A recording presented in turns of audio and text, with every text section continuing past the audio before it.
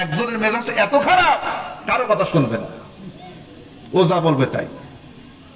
আল্লাহ পাক বলছেন, যদি ফাইন বাগাত, কেউ যদি এরকম অধ্যত্বপূর্ণ হয়, ইহদাহুমা, দুইজনের কোন একজন যদি অধ্যত্বপূর্ণ আচরণ করে, কোনো কথা না শুনে, মীমাংসার কথা যদি না শুনে, আলাল উখরা, তাদের মধ্যে কেউ, ফাকাতিলুল্লাতী তাবগী, তাহলে তার বিরুদ্ধে তোমরা ব্যবস্থা গ্রহণ করো।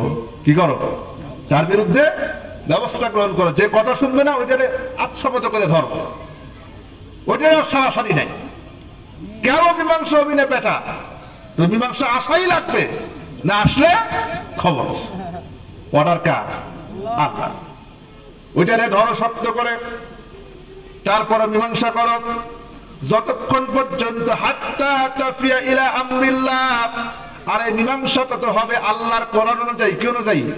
নাকি নিজের মন মতো? কিন্তু আমাদের সমাজের অধিকাংশ বিচার সালিশ, এটা কি কোরআন দ্বারা হয় না নিজের মন মতো হয়? নিজের মন মতো হয়। অথচ আল্লাহ পাক বলছেন, বিচার ফায়সালা করতে গিয়ে হাত্তা, আল্লাহ পাক বলেছেন, ওয়ালা তাত্তাবিউ হাওয়া, নিজের মনের অনুসরণ করো না, আনুগত্য করো না, নিজের ইচ্ছা অনুযায়ী বিচার করো না, বরং আমি আল্লাহ তোমাকে যে ফায়সালা দিয়েছি সেই ফায়সালা অনুযায়ী বিচার ফায়সালা করো। লা তাত্তাবিউ হাওয়া, নিজের আত্মার অনুসরণ করো না, ইচ্ছার অনুসরণ করো না বিচার করতে যে। অথচ আমরা, আমাদের দেশে অধিকাংশ বিচার হয় নিজের ইচ্ছা অনুযায়ী, মন অনুযায়ী, মত অনুযায়ী। মন চাইলো, একটা রায় দিয়ে দিলাম।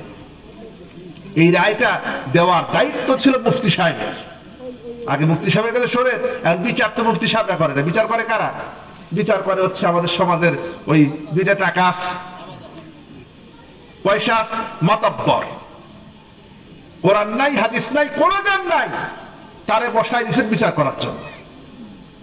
তার বিচারটা হবে, বিচার করার, সমাজের বিচার করে একমাত্র দায়িত্ব হচ্ছে কোরআন এবং হাদিসের অগাধ পাণ্ডিত্য যার আছে, এইরকম ব্যক্তিকে বিচারে করে আসনে বসার, তাহলে প্রকৃত বিচার হবে। ঠিক কিনা বলে?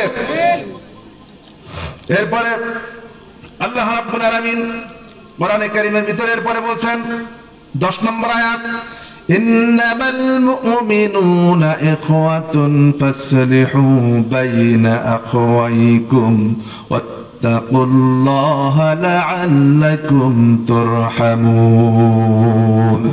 আল্লাহ রাব্বুল আলামিন বলেন, ইন্নামাল মুমিনুনা ইখওয়া, প্রত্যেক মুমিন ভাই ভাই। প্রত্যেক মুমিন কি? আমরা সকলেই কি? ভাই ভাই। ভাইয়ের সঙ্গে ভাইয়ের সম্পর্ক, হৃদয়ের সম্পর্ক, ঠিক কিনা কন?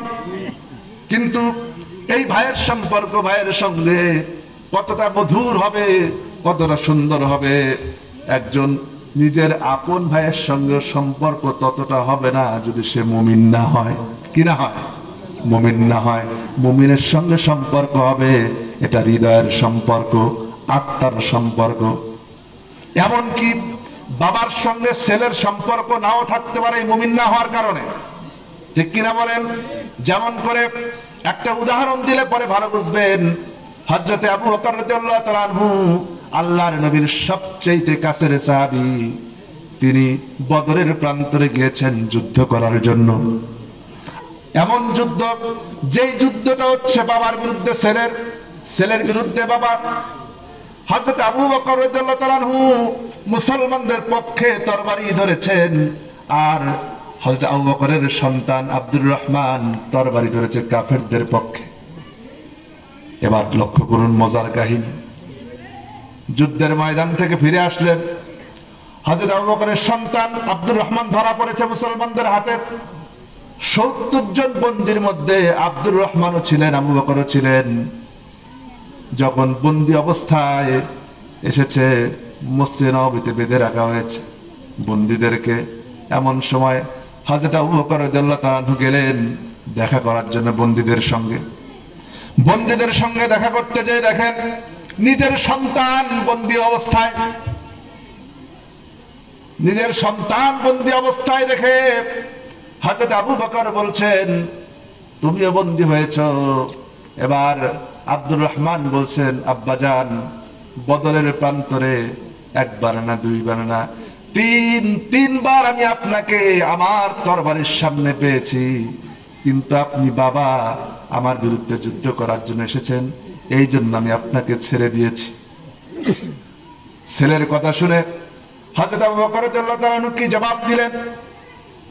খুব ভালো করে বোঝার চেষ্টা করেন। ছেলের কথা শুনে হযরত আবু বকর জবাব দিলেন, ও সন্তান, বদরের প্রান্তরে তুমি তো আমাকে বাবা হিসেবে 3 বার ছেড়ে দিয়েছো, কিন্তু আমি আবু বকরের সামনে যদি তুমি একবার যদি পড়ে যেতে, সন্তান হিসেবে আমি তোমাকে ছেড়ে দিতাম না, কারণ তুমি কাফের আর আমি মুসলমান।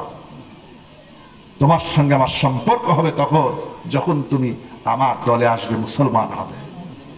হযরত আবু বকরের সন্তান আব্দুর রহমান বাবার মুখে কথা শুনে সঙ্গে সঙ্গে পড়ে নিলেন, লা ইলাহা ইল্লাল্লাহু মুহাম্মাদুর রাসূলুল্লাহ।